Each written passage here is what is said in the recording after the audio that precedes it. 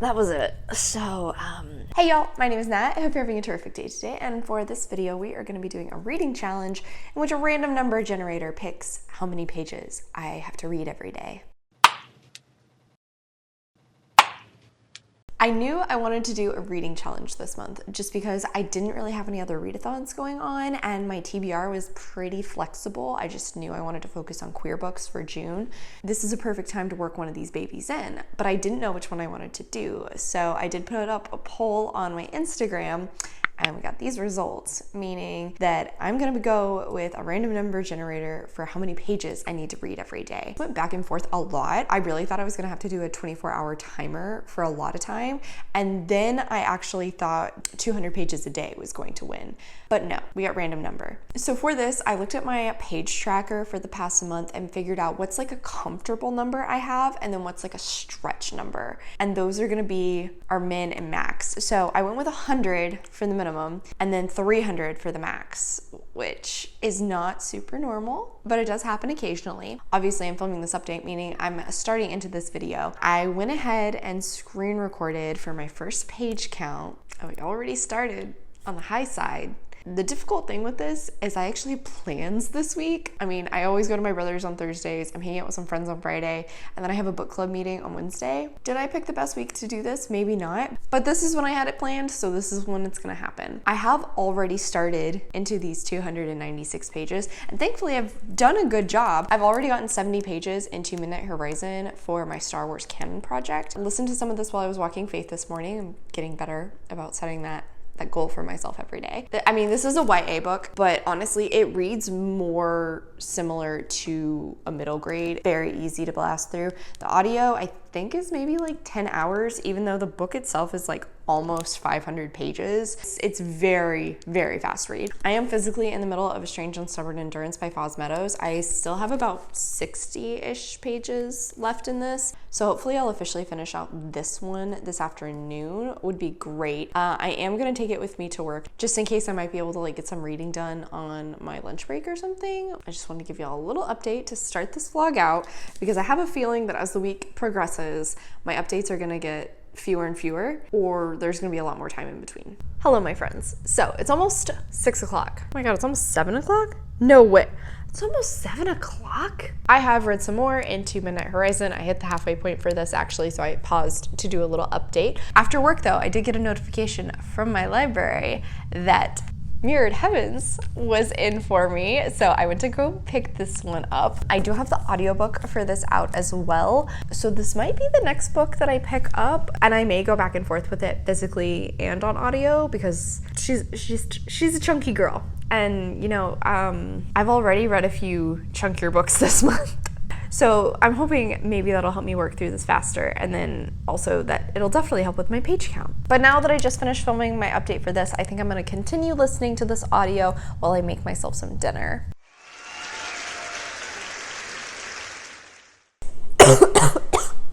Just choked myself on my own spit. Okay. Anyway, hi, good morning. It's Tuesday. I topped how much I needed to read yesterday. I think I needed to read 296 and I read 301.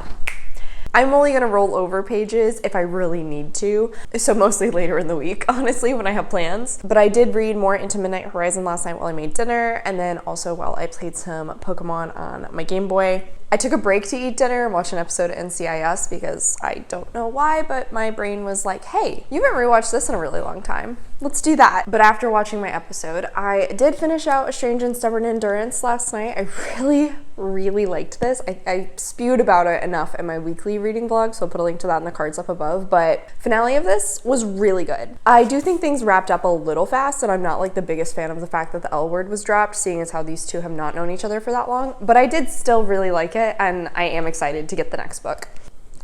Oh no, I think I got something on it. Anyway, I am making coffee before I head out to work. I did want to talk to y'all because I already I already spun for my next number. I don't know why the random number generator keeps giving me such high numbers. Very rude of it. But if it means that I have lower numbers later in the week, fine, I'll deal. So I think I need to read 290, and I've already read about 127 of Midnight Horizon because I finished this morning. And honestly, I think the best part of this entire book was like that last 100 pages where the climax happened. This honestly might be one of the worst ones I've read in the Star Wars universe so far. It just did not live up to what I wanted, and it didn't live up to what I've been promised in a lot of the prior books so far, which makes me nervous because I know Daniel Jose Older writes a few other stories, and I'm hoping maybe this was like his first and he still was like trying to get his footing in this world and with the characters maybe, because if they all read like this, that's gonna be rough time for me. I have the audiobook for Mirrored Heavens, so I may start onto that later today, and I might physically read it, or I also am in the middle of a nonfiction book, which I haven't touched in like a week, so I could also physically read that. I don't know, I'll make that decision later, but I can hear my water spoiling, so I need to make my coffee, and I'll talk to y'all after work. Hello friends. It's not morning. No, I just took an impromptu nap on the couch. Didn't mean to do that, but I got home from work. I attempted to listen to the audiobook of Mirrored Heavens while I was at work today, and it just was not happening. I think it's just been too long since I read the previous books, but like I know once I get settled into the story, I'll be good, but it's like all these names were getting thrown at me, and I was like, I don't remember all these people. I know 𝗖ญ่, that's who I know. But then actually, it turned out that I wasn't really supposed to remember most of the ones I was thinking of, honestly, because like we're meeting all of these Teak characters. But anyway, so I tried to listen to the audiobook and it wasn't happening. I came home, I had an early dinner because I just had some leftovers and I was starving for some reason. I watched some 𝗖cie, I played a little bit on my Game Boy, and then I was like, okay, we're gonna physically read this baby. And I got 14 pages in, and like I said, I took a little nappy nap. It was unanticipated. I'm also not a nap person. I have to be really tired to take a nap, or it has to be like the perfect situation for me to fall asleep. So apparently I'm pretty freaking tired. And of course, I need to go take a shower. So I made the executive decision that I was gonna find a different audiobook. I think, let me go grab it. I got the audio from Spotify for The Boy in the Red Dress by Kristen Lambert. He's not a killer. She's the only one who can prove it.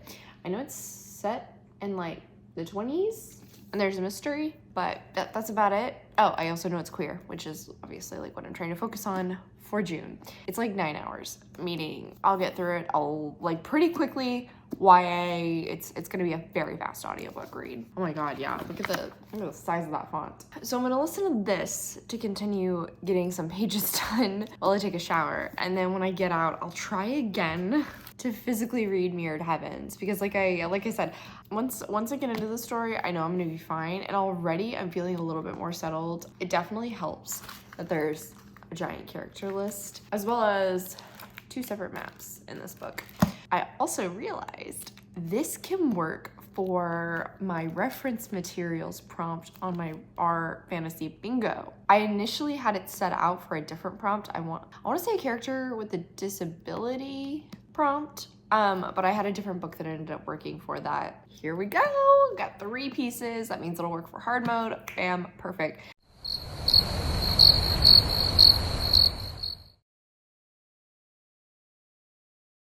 Good morning, friends. So I read, how far did I read last night? I got 42 pages into Mirrored Heavens last night, way less than I was wanting, honestly. I had about 50 pages left over, and I am going to roll over, which puts my total today at about 302 pages. And of course, I have book club tonight, meaning I will have less physical reading time. Because of that, I have continued listening to the audiobook of The Boy in the Red Dress this morning. Like, I listened to it while I was walking Faith, but I also continued while I was getting ready for work, which usually I kind of switch to YouTube around that time. I am already to 194 pages. So that's about 130 pages read already, which is great. I am definitely gonna have to continue listening to the audiobook at work today, but I will also listen to it when I'm driving to and from work, to the library, all that sort of stuff. Honestly, I'll probably make a really good dent in this because it's moving fairly quickly and I already don't have that much.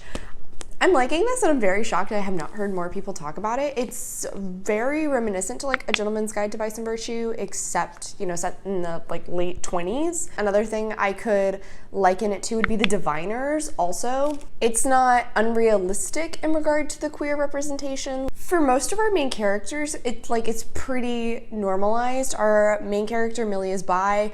Obviously her best friend Marion is a gay man and he also dresses in drag. Her aunt who runs the club she works at is a lesbian. So it's kind of queer normalized, but like only in the characters. Unfortunately, like the time period is still not the most kind, though the author definitely is kind of minimizing the homophobia in the story, which I appreciate honestly, because I'm here for like a mystery with queer characters. And I really like the setting of it being 1920s in New Orleans. So this is going pretty well, honestly. And then I am really liking Mirrored Heavens already. I said I just needed to get resettled into the story. What are you doing? Get your butt down. No, Sam, down.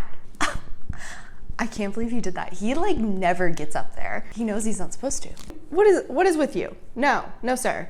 Anyway, this is already going better for me since I've gotten more settled into it. I'm starting to remember the plot from the prior book better now. I do still love 𝗖cie, but also like it's clear homeboy is going through it mentally and I just want to wrap him up in a hug. And then 𝗖cie is also going to be going through it here soon, but like it's going to be really hard to talk about this book without getting into any spoilers, seeing as how it's the final book in a trilogy where a lot has already happened. So those are my plans for today. I'm going to take this one with me today just because, you know, if I manage to get in some physical reading, that'd be fantastic.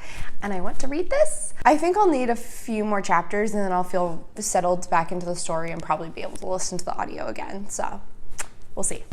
Hey y'all, so I just got home from work and I wanted to give you an update. Then I'm gonna be scarfing down dinner before I rush over to the library for my book club meeting tonight.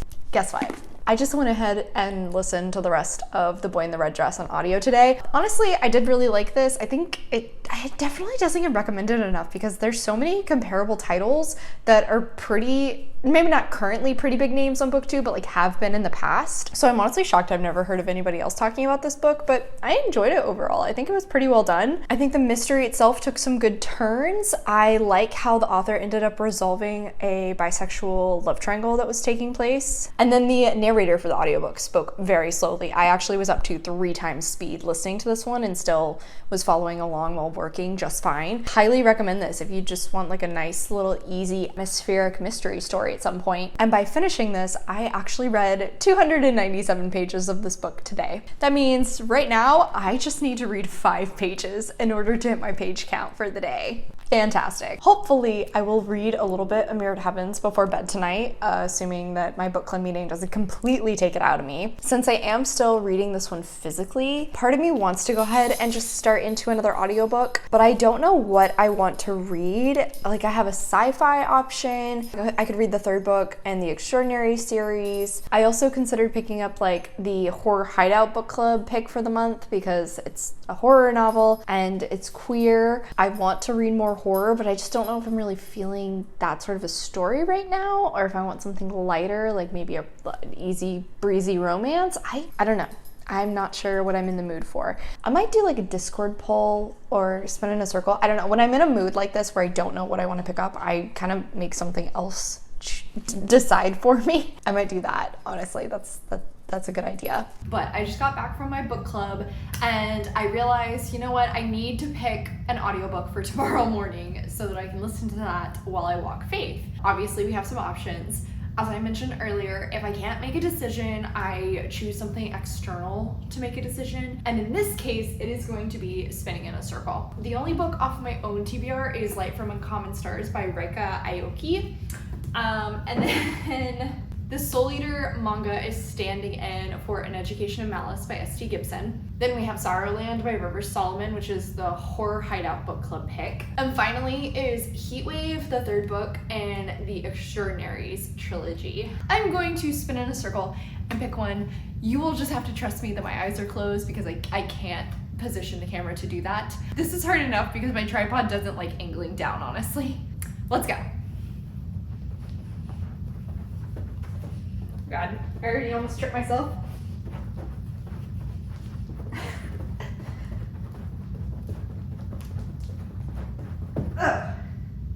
Woo! Okay. The one from my shelves that was not on my TBR in any way, shape, or form this month. God, I'm dizzy. All right, so it looks like I'm gonna be listening to Light from Uncommon Stars tomorrow morning.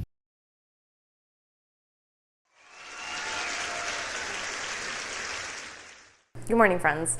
I'm just waiting for my coffee to brew, and I thought I would talk to y'all because I don't know why I filmed that spinning in a circle thing. I lied so quickly. I said I was going to start into the audiobook of Light from Uncommon Stars. That didn't happen. No, I hit the point last night where I thought I had been reintroduced to every single main character who has a perspective. So I was like, you know what? I think I could listen to the audiobooks this morning. And I tried.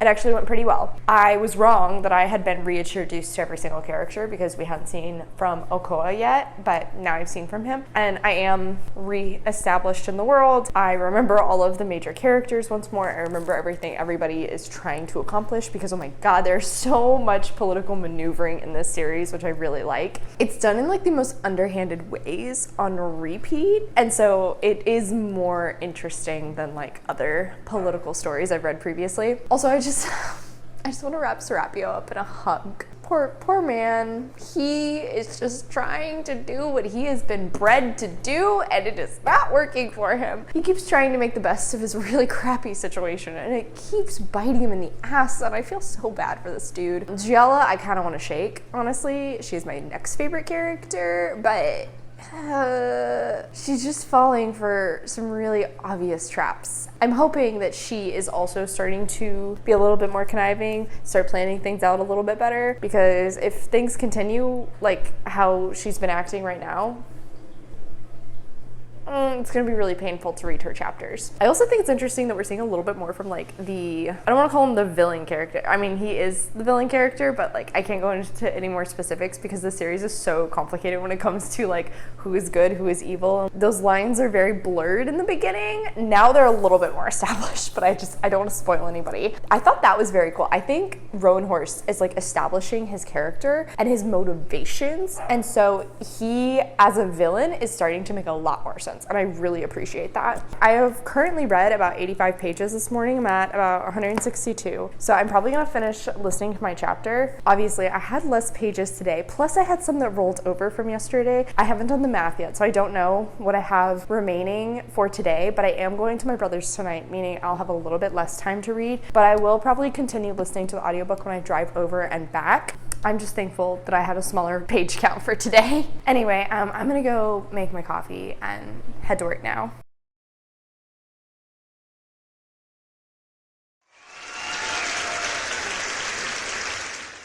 Good morning, friends. Happy Friday. So I forgot to talk to y'all again last night, but I did definitely hit my page count because I like kept listening to this audiobook for a lot of my workday yesterday. I just got really into it and didn't want to stop. I don't even remember how many pages I read, but I know I went over my page count yesterday. But I went to my brother's last night. We watched some more *Schitt's Creek. That was fun. And then Josh ended up coming over last night rather than tonight. So I ended up staying up late for him to get home after he got off work. Plus, I still got up early to take Faith on a walk this morning. So I'm dragging a little bit today. I'm not gonna lie. I have continued listening to the audiobook of Mirrored Heavens. It seems like a lot of this video is just gonna be dedicated to me reading Mirrored Heavens now. So I've listened to some more of the audiobook of this, and I'm really liking it, but there's like a few things here and there that I'm not the biggest fan of. I mentioned before that 𝗖cie keeps trusting this person, and they keep, you know, throwing that trust in her face, and yet she continues to do it, and it feels a little bit too much like a plot convenience where like the author wants this thing to happen, but it's as though 𝗖cie hasn't learned that this person constantly is going back on their word. So it's just a little irritating. There's a relationship that was mentioned prior to the first book. Like it was supposed to be a thing before the events of the first book took place. And then one of those people betrayed the other, and now they've kind of come back together. Yes, that person apologized, but I feel like They needed to talk that out a little bit more. I would have appreciated if they discussed it a little bit more for me to actually feel invested in a relationship between these two now. Not the biggest fan of that. I do like, though, that we have seen a little bit more about Serapio's background. It sounds awful to say I enjoy seeing parts of his traumatic backstory, but then it allowed him to connect with another character, Okoa, over their shared familial expectations. And so I did like the dynamic that appeared between those two. So this is continuing to go quite well. I did the math. I think I'm at like 96 pages for the day, and I once again have a lower page count today, which is great because Josh and I are gonna be hanging out with some friends tonight, and I don't know how much reading I'll get done. A esthetician appointment today. So I'm gonna take a book physically with me. Probably not this one because it's just chunky. Could I take Light from Uncommon Stars, which, you know, I did the little spin in the circle to pick? I could, absolutely. Am I going to? No, I don't think so. I actually think I might take The Guncle by Stephen Rowley with me because that was the pick for my TBR jar this month, and I still haven't gotten around to it. I didn't read it for my weekly reading vlog, which just came out. I'll put a link to that up there. So I think I'll take that one with me. And I think it talks about grief, but on the whole, it's very like family feels and a little bit more lighthearted. Not to say this is overtly hardcore or depressing or anything. It's not the happiest of stories.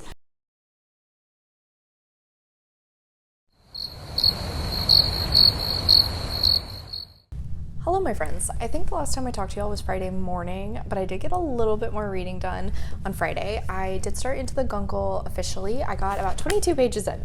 So not a ton, but I am liking this. I've also realized from the little annotations that apparently I didn't really well prepare Kat for the kind of book this was because she thought this was gonna be like fun, happy time, which yes, it does seem like that. And I also kind of expected a little bit of it, but I did also know that the grief is kind of like an ongoing theme of the story. What with, I think the children's mother has just recently passed and their father has not been dealing with it well, recently checked himself into rehab, and that's why the kids are staying with their Guncle. I think they kind of help him to deal with the grief over the loss of his partner a few years prior, I'm pretty sure. While I did read a little bit more Mirrored Heavens, I technically didn't hit my reading goal for Friday. Once I got home, Josh and I just kind of hung out, and then our friends came over. We had movie night, had some great sushi, but I didn't really read anything else. So unfortunately I didn't hit my reading goal, but I also surpassed my reading goal the 2 prior days. So if I rolled over pages, it wasn't really that big a deal. And today, it's Saturday, this morning while I was getting ready, I listened to some of this on audio, and I'm getting closer, I'm nearing it, chapter 39. And it's clear to me now that we're like really gearing up for the climax just because of like the events that are playing out. And there has been a twist that was revealed that I've been suspecting, so it wasn't like an insanely shocking twist or anything, but I think the emotional punch in the moment was still there. Like, I do believe Rowan Horse still pulled that off. There was another shock that did take place though. Like, it was kind of a betrayal, but not really, and at the same time, like, they went back to save that person. Oh, it's just, but the emotional punch of that moment still hurt, and the author faked me out with this thing that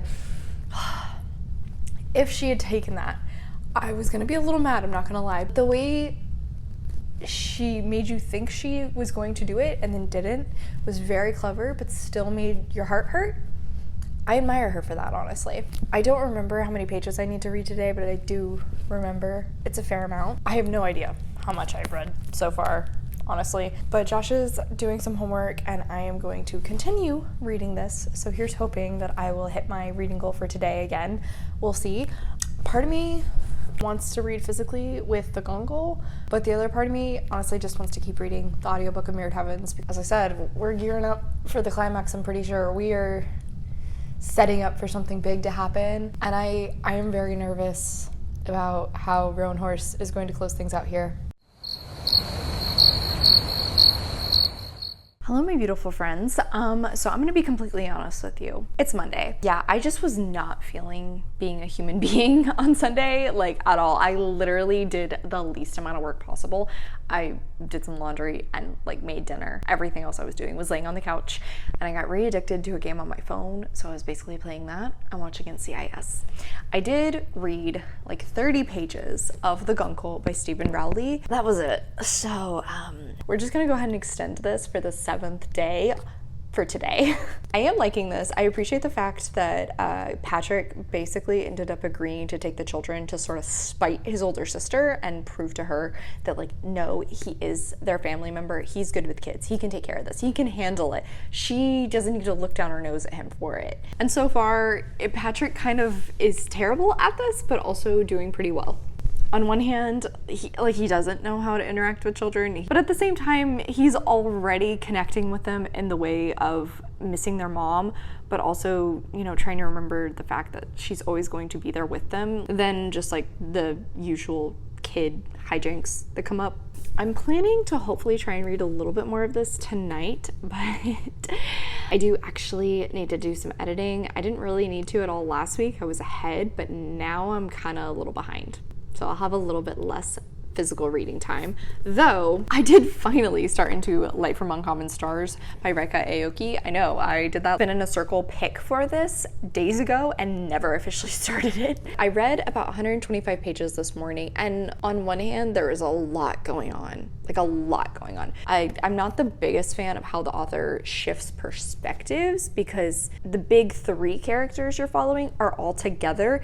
It was really confusing about like whose eyes were we supposed to be seeing through, while also sort of seeing through all of them at the same time, and I wasn't the biggest fan of how that was handled. We are following this demon, Shizuka, who is tasked with finding violin prodigies and having them trade their soul for success. Thinks she has finally found that in this young trans girl, Katrina, who unfortunately is a runaway. At the start of this book, Katrina is really dealing with some rough shit, unfortunately. And I appreciate the fact that her trauma is already being acknowledged through Shizuka, and that she's trying to help her work through this while also helping her heal and teach her to become a better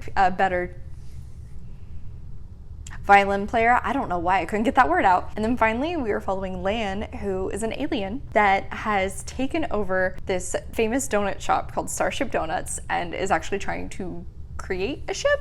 I think I'm a little fuzzy on like what her ending goal is. She has taken refuge on Earth with her family and is hiding from like the Intergalactic Federation sort of thing. But one day Shizuka comes in and Lan is just smitten with her. I will say the interactions between those two are very awkward, but also really cute. Yeah, as I said, a lot going on here, but I'm actually really digging it. Seeing Shizuka trying to help Katrina from this trauma she's dealt with, as well as all the resulting aftermath of said trauma, of her escaping from it, that she's also had to deal with. Lan also definitely has some PTSD that she isn't really acknowledging, but kind of has come up a few times now with Shizuka. It seems as though a little found family is kind of being developed, but I'm also not quite sure because there's the Faustian bargain element. Technically, Katrina has not promised her soul to Shizuka, but Shizuka knows eventually. She plans to ask for it. So yeah, a really strange book, but I'm liking it.